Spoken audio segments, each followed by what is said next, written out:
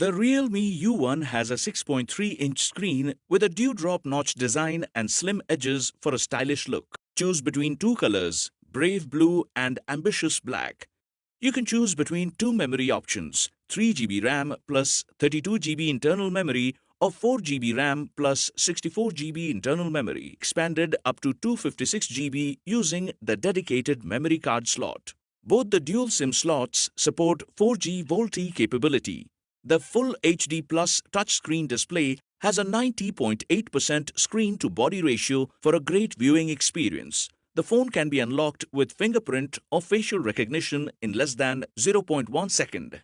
Featuring a 25-megapixel front camera with the Sony IMX576 sensor, the phone can take great selfies. The 13-megapixel plus 2-megapixel AI dual rear camera uses processor-based enhancements like high-resolution depth engine, bokeh mode, anti-blooming engine which prevents whiteouts, and AI face detection. The phone runs on Android Oreo 8.1. It has the Helio P70 AI processor which is suitable for heavy gaming and multitasking. A 3500 mAh battery powers the phone.